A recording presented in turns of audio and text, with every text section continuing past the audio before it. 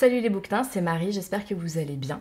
Aujourd'hui je suis très contente de vous retrouver pour vous parler de La vie invisible d'Adi Larue, qui est un livre que j'ai lu récemment, que j'ai adoré et qui fait partie de mon top 5 de mes meilleures lectures. Et je vous explique pourquoi dans la vidéo, c'est parti.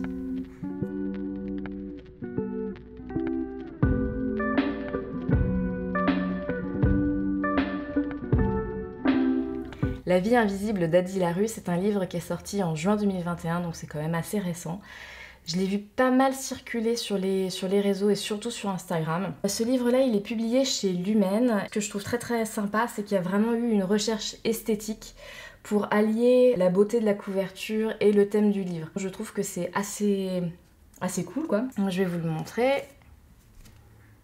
Donc la couverture est très jolie, comme vous pouvez le voir. Et en fait, ils ont mis le visage sur la quatrième de couverture et par-dessus, ils ont mis un petit calque noir transparent, voilà, pour qu'il y ait cet effet un peu d'invisibilité, on va dire, au niveau du visage. Par rapport au titre, vous vous doutez que ça va être la vie invisible d'un personnage et le fait qu'il y ait le visage comme ça un peu derrière, je trouve que c'est sympa.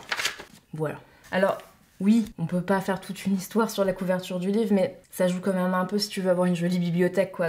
Au niveau du résumé, ce que je vous propose, c'est de vous faire un peu un résumé à ma sauce, mais je vais vraiment rester dans les informations que vous avez sur la quatrième de couverture pour pas vous donner trop d'informations et vous spoiler. En fait, on va suivre une jeune femme.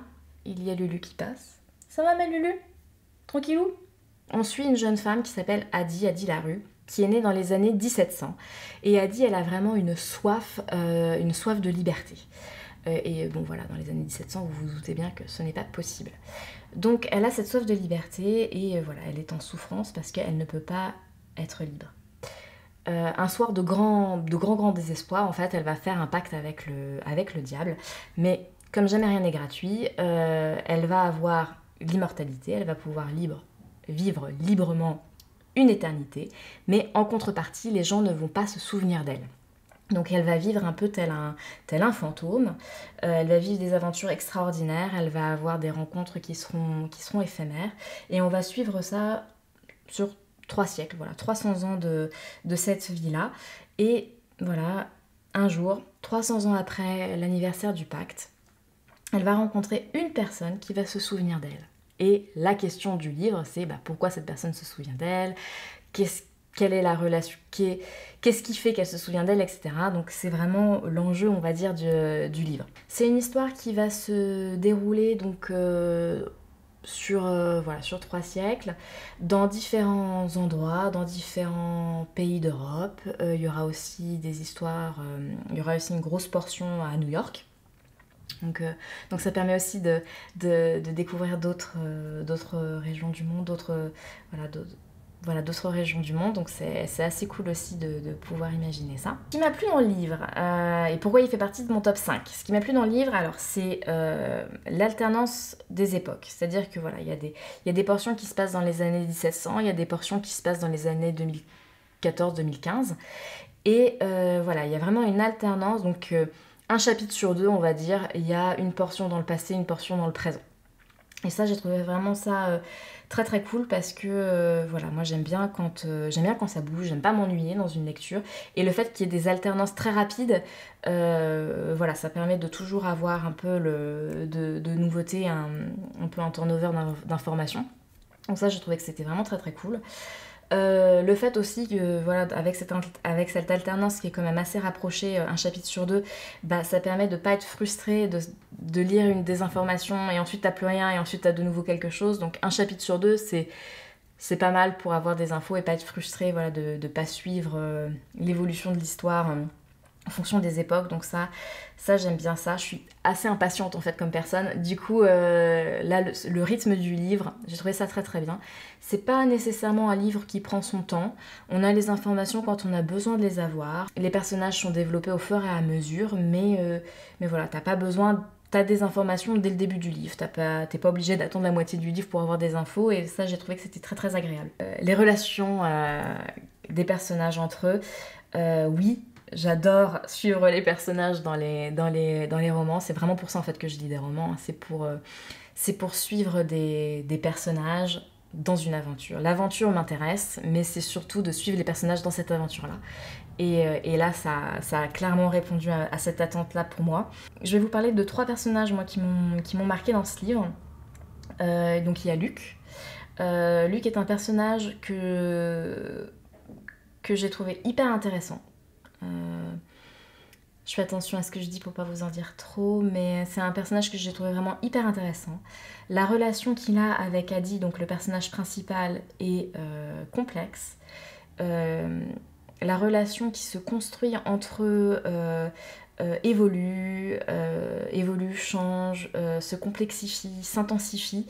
J'ai trouvé que c'était vraiment hyper cool, vraiment, et très inattendu, pardon, j'en bafouille, et très inattendu, donc j'ai trouvé ça vraiment très très bien. Le deuxième personnage que j'ai beaucoup aimé, et si je devais ne retenir qu'un après Adi, parce que je peux pas retenir un seul personnage alors que le livre s'appelle Adi la rue et que ce soit pas elle, mais un personnage vraiment que j'ai vraiment beaucoup aimé, c'est Henri. Et je pense que j'ai été très attachée à ce personnage parce que je me suis identifiée à lui très très facilement et presque de façon troublante.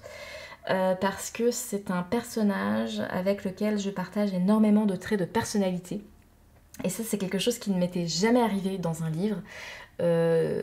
Voilà, dans un livre, je sais pas pour vous, mais moi, dans un livre, voilà, je m'identifie au personnage. Parfois, j'ai l'impression d'être une pièce, entre guillemets, rapportée et de vivre l'aventure avec eux. Mais voilà, je m'identifie assez facilement au personnage. Mais là, c'était presque troublant parce que il y avait certaines émotions, certains sentiments que ce personnage a vécu, a exprimé et que j'ai moi aussi vécu, pas forcément exprimé mais vécu, et du coup c'était très très troublant. Voilà, cette ressemblance avec ce personnage là, et je pense que c'est pour ça que j'ai été d'autant plus sensible, on va dire, à ce personnage là. La relation qu'il a avec Adi est très très belle, j'ai adoré la relation qu'ils tissaient l'un avec l'autre. Pareil, pas cliché du tout. J'ai trouvé que c'était crédible et que c'était beau. Et voilà, j'ai vraiment beaucoup aimé la relation qu'ils avaient l'un avec l'autre. Le personnage principal, donc Adi. Adi est un personnage que j'ai beaucoup aimé parce que voilà, elle était complexe, elle était nuancée. Et c'est quelque chose que j'aime beaucoup parce que ça rend le personnage crédible, parce que en tant qu'être humain, on est nuancé, on est ourdé d'ambivalence et de dissonance. Et voilà, c'est quelque chose que j'ai beaucoup aimé retrouver dans ce livre. Donc Adi, elle est à la fois fragile, mais elle a aussi une force de caractère incroyable.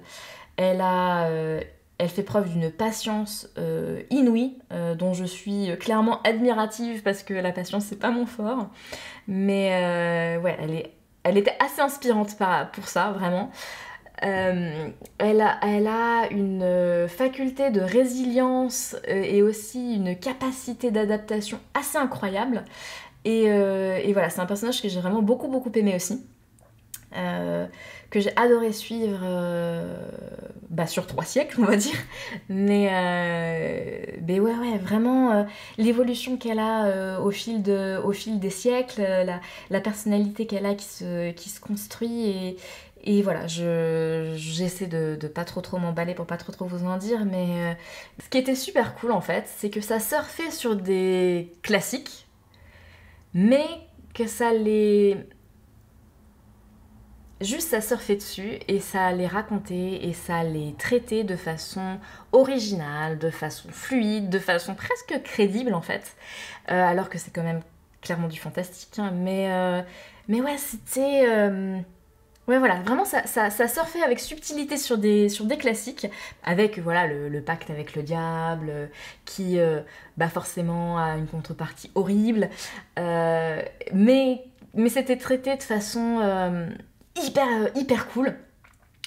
Hyper original, c'est jamais tombé dans les clichés, en tout cas moi j'ai pas trouvé, c'est jamais du tout, enfin voilà, c'est jamais tombé dans les clichés, au contraire moi j'ai été surprise à plusieurs moments dans la lecture, je m'attendais pas du tout à ça, donc Au fur et à mesure, mais même dès le début en fait, dès le début on a des informations, on a des trucs hyper sympas, on rentre dans l'histoire directe, c'est très immersif. Et puis au fur et à mesure ça s'étoffe. Mais voilà, dès le début on a eu des trucs et au fur et à mesure ça s'est enrichi, ça s'est développé. Donc voilà, vraiment je vous conseille ce livre parce qu'il était bien du début à la fin et la fin a été juste épique. Enfin, vous me direz si vous l'avez lu, dites-moi, et si vous voulez le lire et quand vous l'aurez lu, vous me direz.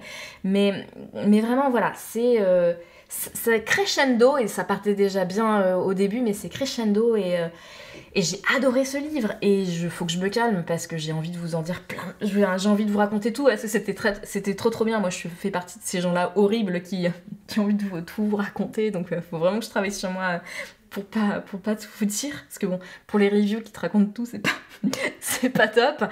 Mais voilà. C'est un livre que je vous recommande à 1000%. Surtout voilà, si vous aimez les aventures qui tombent pas dans les clichés, si vous aimez suivre des personnages, allez-y mais foncez parce que c'est trop bien quoi. Enfin, vraiment voilà. J'arrête. Il fait clairement partie de mon top 5 de mes meilleurs livres. Je vous le conseille. J'espère que cette vidéo vous a plu.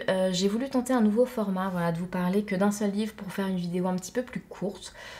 Écoutez, dites-moi ce que vous en pensez en commentaire parce que c'est un test. Voilà, n'hésitez pas à liker la vidéo, à la commenter, à vous abonner à ma chaîne si le contenu vous plaît. Et écoutez, je vous dis à bientôt pour une prochaine vidéo et d'ici là, portez-vous bien. Salut!